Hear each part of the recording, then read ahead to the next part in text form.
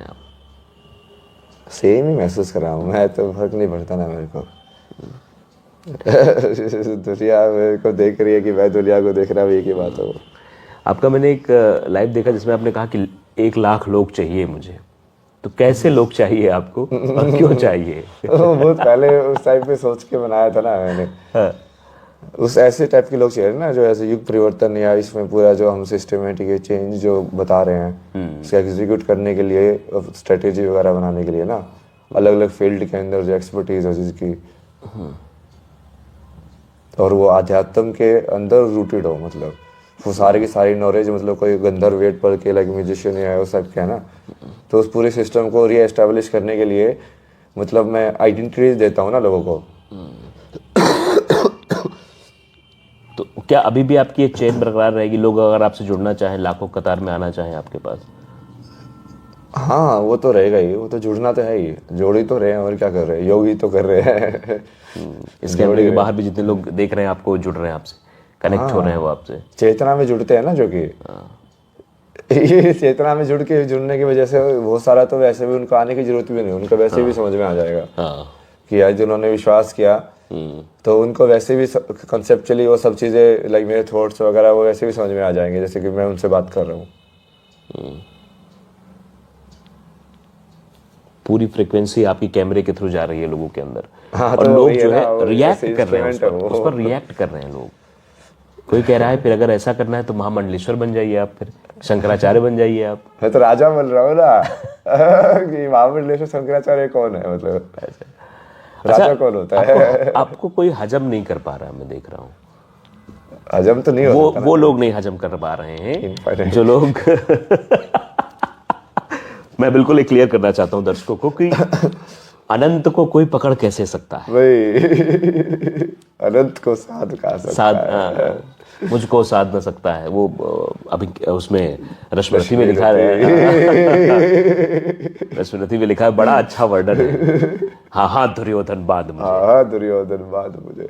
बड़ा देख आनंद ये आता है। अनंत गगन, ये देख सारा ब्रह्मांड, ये सब कुछ मैं हूँ। क्योंकि मैं जो शुरू होता है वो चेतना से बन रहा है सब कुछ। मुझे समझ में आता है कि जैसे मेरे माइंड के पैटर्न है उसके हिसाब से मेरी फॉर्म्स बन रही है।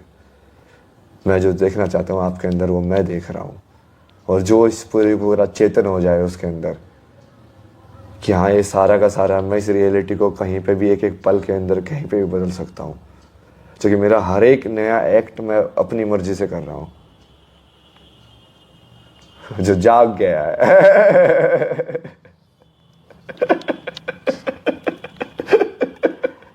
क्या बात है, ये बहुत गहरी बात है। जो दर्शक हमारे समझ पाए हो या ना समझ पाए हो तो इनको दोबारा रिवर्स करके जरूर इस जो शैली को, इस रूप को, इस स्वरूप को जरूर देखिएगा, बहुत कुछ समझ में आएगा।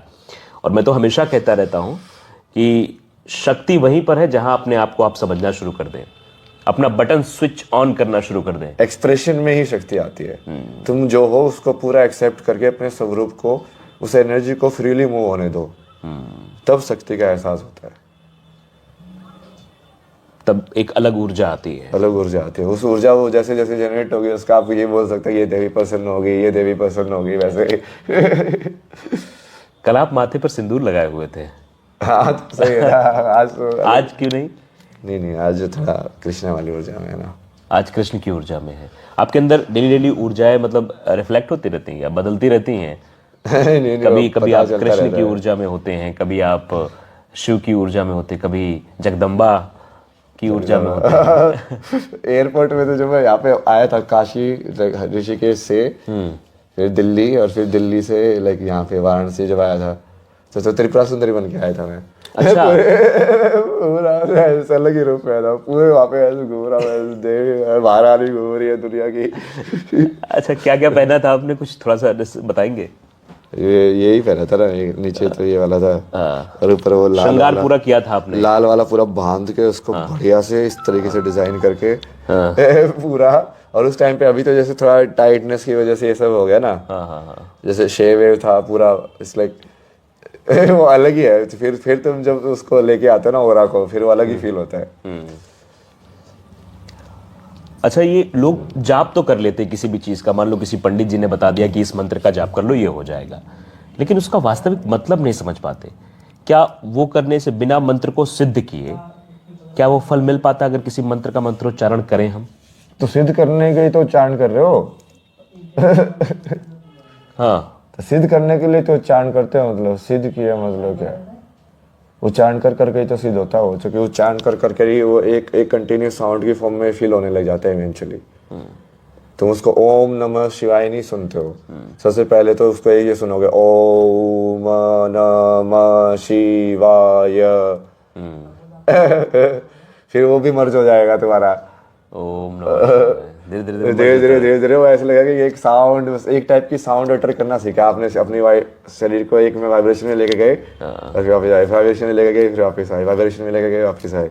कंटिन्यूअस फॉर्म चलती रहती है। हाँ, वो एनर्जी की फॉर्म में फील होगा लास्ट। ओम नमः शिवाय का जाप कहाँ से आया? इसकी थोड़ी कहानी बता दीजिए। नमः शिवाय का है ना ये मंत्र, वो हाँ, उसके अंदर है, ये वेद के अंदर लिखा हुआ है। फिर वो पुराण की कहानी के अंदर ये नारद ऋषि ने दिया था ना माँ पार्वती को, नमः शिवाय, कि बस ये करो तुम, शिव को पालोगे तो। नमः शिवाय। अच्छा, एक आम आदमी भगवान से कितनी दूर है, कितना करीब? जितना वो चाहे। उसके चाहते ही बीच में है, बस उसके चाहते ही टाइम बना रही है कि मैं 30 साल में एनलाइटन होगा। ये आश्रम में सबसे बड़ी प्रॉब्लम यही है ना, स्ट्रक्चर में डालने की वजह से इंसान ऐसे हो जाता है कि हाँ मैं जब तक ये महामंडलेश्वर नहीं बनूंगा, ये सब नहीं बनूंगा, फिर मुझे ये बनना है। अरे तुझे भगवान बनना है, शून्य बनना है, सत्य के अंदर विलीन होना है, मोक्ष प्राप्ति है ना असली तो। यदि तुम उसमें ही हायरार्की में इतना अटक गए तो फिर क्या मतलब रह गया उसका? तो मतलब हम ये कह सकते हैं, जो शून्य की तरफ बढ़ रहा है वो ईश्वर की तरफ बढ़ रहा है, और जो गद्दी की तरफ बढ़ रहा है वो कहाँ जा रहा है फिर? नहीं, वो तो अलग आइडेंटिटी में रैप हो गया ना फिर। ये सारा तो फंडामेंटल गलत हो गया हो कि ईगो कम होती है, अहंकार कम होता है। ये सब तो उल्टा हो गया ना फिर। होता है कि अहंकार बढ़ता जाता है कुर्सी पर। अहंकार तो बढ़ गया उसका भाई, कि हाँ मैं शंकराचार्य हूँ, मैं ये इतने पावर है मेरे पास, ये सब। फिर वो अहंकार कम थोड़ी हुआ। तो वो तो भगवान से और दूर हो गए फिर। और दूर है ना वो तो। इसलिए तो मैं तो बहुत सारे ये ओपन नहीं बोला ना मैंने कि ये जनरली ये गृहस्थ लोग बहुत सारे, तो मैं उनसे एनलाइटन से ज्यादा मिलता हूँ। मैं जितनी भी जर्नी मैंने की है, साधु लोग जैसे मैं स्टार्टिंग में वहां पे भी मिला था, ये पदयात्रा में भी एक साधु से मिला था, वो तो वही बोल रहे थे, देख ये 98 या ऐसे % जो है ना वो सारे ऐसे ही है। ये कोई सब साधना वादना करने के लिए कोई नहीं करता है। मैं तेरे को अंदर की बात बता रहा हूँ क्या होता है इन आश्रम के अंदर। सब ये उल्टे पुल्टे काम होते हैं इसके नाम पे, सब मजे करते हैं। आधे इसमें क्रिमिनल्स हैं, आधे यहाँ से भागे हुए हैं। उसका भी लाइफ में डाला हुआ है मैंने पूरा कि हाँ मैंने जैसे इससे ये सीखा कि हाँ ऐसी सिचुएशन है भारत के अंदर। तो वो ठीक है ना, क्योंकि वो क्या है, वो सिस्टम बना हुआ है, उस सिस्टम के अंदर वो चल रहा है, वो लोग उस सिस्टम के अंदर जीते रहते हैं। उनको मोक्ष से ना कुछ मतलब है ना किसी और चीज से मतलब है। उनको तो बस कुर्सी दिख रही सामने, बगल में जो खड़ा वाला है वो कुर्सी की तरफ देख रहा है। हाँ, तो वो नीचे वाला उसमें, इसलिए तो हायरार्की पूरी होती है इसके अंदर। अच्छा, कि अभी नीचे वाला ऊपर वाला से बनना चाहता है कि हाँ, फिर ऊपर वाला उसके ऊपर की कुर्सी है, वो पूरा उन्होंने बना के रखा हुआ है कि हाँ अब मेरे को ये बनना है, मेरे को इतने शरीर लगाने हैं, मेरे को इतने लगाने हैं। क्या वो गेम में तो तुम तो गेम ही, माया के गेम में तो फिर से फंस गए। इतना बड़ा टेंट लगाना है, बड़ा टेंट लगाना है, ऐसे सजावट करनी है इसकी, ऐसी लाइटिंग करनी है। तो ये बहुत ही करेक्ट बात है। मैं दरअसल बताना ये चाहूंगा कि शून्य से जो दूर है वो ईश्वर से दूर है, और जो गद्दी के पास जा रहा है वो ईश्वर से उतना ही दूर, क्योंकि उसके पास अहंकार, वो सारी चीजें आ जा रही हैं। और शायद यही वजह है कि जितने भी महामंडलेश्वर हैं सबकी एक दूसरे से पटती उठती नहीं है। एक दूसरे कंपटीशन में लगे रहते हैं, मोर बड़ी की तोर बड़ी, ये चलता रहता है। आपस में भी चलता रहता साधुओं का, ये कौन सा बड़ा चेला है, कौन सा छोटा चेला है, ये सब ये पूरी पॉलिटिक्स चलती रहती है अंदर उनके आश्रम के अंदर। मतलब तुम जाके देखोगे ना उनका जीवन अलग ही लेवल पे कुछ तो चलता रहता है भाई। अब कुछ होता है ना आश्रम में बढ़िया भी है, तो वहाँ पे वो जो गुरु है उस चीज को बहुत अलग तरीके से हैंडल करता है। वो लाइक वो हर चीज को मोड़ के पोलाइट तरीके से। हाँ, नहीं जैसे 3-4 चेले कैसे सिखाना, नहीं बेटा ऐसे नहीं करते ना, ऐसे ऐसे होता है। फिर वो उसको थोड़ा समझाएगा कि हाँ अच्छा नहीं मैं तो ऐसा, थोड़ा बहुत उसको एक्सेप्ट भी करेगा। अच्छा चल ठीक है, तू थोड़ा सा पी ले, अच्छा थोड़ा एक से एक बीड़े पी ले। वो हैंडल करने का तरीका अलग है, वो है असली गुरु होना। मतलब बट मोस्टली जगह पे तो फिर वो क्या है कि अनुशासन अनुशासन और ये सब के नाम यहाँ पे रहना है, कुछ वहाँ और ही रहना ड्रामा चलता रहता है। पावर वाला चीज है ना वो, तो बस वो तो आजकल जो बड़े बड़े आपको मठाधीश मिल जाते हैं, उन मठाधीशों की चर्चा शायद इसीलिए महाकुंभ में नहीं हो रही है, और शायद इसीलिए IITN बाबा, या फिर नया नाम जो मेरे द्वारा दिया गया है प्रैक्टिकल बाबा। प्रैक्टिकल बाबा, इनको लोग समझ रहे हैं और सुन रहे हैं। वो बड़ी कुर्सी पर बैठकर अपने विचारों को देते हैं कि आपको धर्म का ज्ञान देंगे, आपको कर्म का ज्ञान देंगे, आपको मोक्ष की प्राप्ति का रास्ता दिखाने की कोशिश करेंगे, लेकिन वो खुद मोह माया के जंजाल में फंसे हुए हैं, कुर्सी में फंसे हुए हैं। और शायद यही वजह है वो ईश्वर से उतना ज्यादा दूर है जितना कि शायद हम भी नहीं और आप भी नहीं। जितने आम नागरिक हैं वो ईश्वर के साथ कनेक्ट होने के लिए उनको शून्य होना पड़ेगा। और शायद यही वजह है कि आज जो ईश्वरीय रूप कह लीजिए या कुछ भी कह लीजिए, अंश कह लीजिए, वो हमारे सामने है। शायद यही कारण है कि आपने वो रास्ता नहीं चुना कि वहां महामंडलेश्वर बनना है, मुझे ये रास्ता चुना। पहले से क्लियर था ना, ये तो मैं बहुत सारे वीडियो में डाला हुआ है कि मुझे ये राजा तो मैं बन ही जाऊंगा। वो तो मुझे पहले ही पता था कि कुछ भी हो सकता है, जैसे 3.5 साल पहले मैंने बताया ना, मुझे तो समझ में आ गया था कि दुनिया में जो भी सोचो कोई भी कुछ भी कर सकते हो।